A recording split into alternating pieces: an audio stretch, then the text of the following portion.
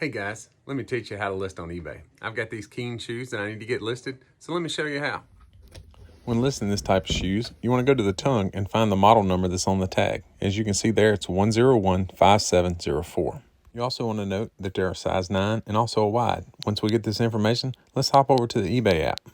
Now you want to put that model number in and the brand name, and it'll show you all the shoes of that type that are listed.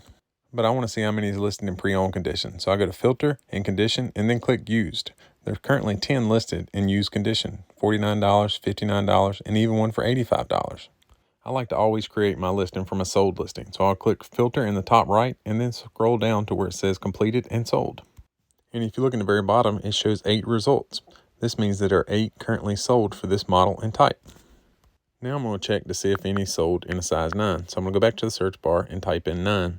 And as you can see, none come up. So I'm going to go back to what I had, and I remember seeing a size 9.5 wide that had sold. This will get me close, so I'm going to use this listing. So when you want to do that, you just click on that listing, and then you click on sell one like this. Now it's time to take some pictures. So click on the blue plus sign, and then lay your shoes out. And then all we got to do is start taking pictures. You can take up to 24. I always try to make sure that my tongues are as neat as possible, and I take pictures all around the shoe. When I'm selling shoes, I normally take 12 to 16 pictures. But again, you can take up to 24 for free. I always make sure to add any little tags or any flaws. I realized here that I still had the Goodwill tags on her, so I had to stop and take the Goodwill tags off the bottom. If I didn't tell you, I paid $5.99 for these. You also want to make sure to take a good picture of the tag, and I like to take a picture of the insoles too. This shows these shoes have not been worn very much, and if there is any flaws, you want to make sure that you take pictures and point them out. Now that we're finished taking pictures, you can just click done, and your photos will continue uploading while you're finishing your listing. If you remember, we started with a 9.5. We want to go make sure that we change our title to a size 9. Now we just start filling everything out from top to bottom, and we click on item specifics. We make sure to change the condition to used or pre-owned. Everything under this required tab has to be filled out. So I always start with the size and I go down. Most of the stuff is going to be already filled out if you had a similar listing. And most of the stuff you're going to need comes directly from the shoe. This UK size is a size 8, so you just input that. I don't know what the Australian size is, so I always write unknown. I probably need to do some research and figure this out. The next box is pattern. These shoes really don't have a pattern, so I'm just going to write brown, or you could write multicolor or something like that. So then the next tab is closure and frequently used lace up. I'm going to go with that. And shoe width, if you remember, they were a wide. And theme, it already has outdoor wear, sports wear, but I'm also going to add work wear because normally Keen shoes is a work wear shoes. And you can just type that in, and once you're done, just hit the little plus sign, and it will add all 3 to your listing. And we just keep going down. And for features, we're going to select waterproof. And then we just keep going down. Insole material is going to be leather, and so on. And normally, if you don't know this stuff, you can just put unknown, but I do try to fill out as much as possible. And it's like vintage will be no, and customized will also be no. And additional specifics, you can fill that out, but I normally don't. Now it brings us to the custom SKU. I always put the date that I listed in the bin that it's stored in, and then I take the item and put it directly in the bin that I listed in the listing. Here I'm putting the shoes in bin G.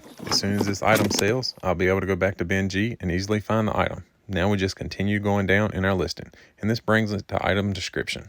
I don't normally put a whole lot in my item description. I always put the title, the size of the shoes, and I always write you will receive the exact item pictured, see photos, and message with any questions, and super fast shipping.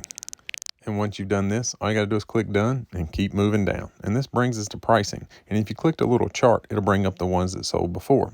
As you can see, one sold for $49 before, but mine are in really good condition, so I'm going to list mine for $59.98 to start with. I'm not going to turn offers on as of yet. If these don't sell in a couple months, I may lower the price or turn on offers. Now, it's going to bring us down to shipping. But before we can ship them, let's decide what box we're going to use and how much they weigh. Here I'm using a priority shoe box that you can get free from USPS.com. So I just lay the shoe box on top of the scales and then the shoes, and as you can see, they weigh 2.5 pounds. And I already know that this box is 15 by 8 by 6 inches. So now let's go to shipping, and let's put this information into our listing. Once we click on shipping, we'll click on package details. And if you remember, these shoes weigh 2.5 pounds, and shipping between 2 and 3 pounds is the same. So I'm going to leave it as 3 pounds and then put the dimensions in 15 by 8 by 6. And I've selected priority shipping.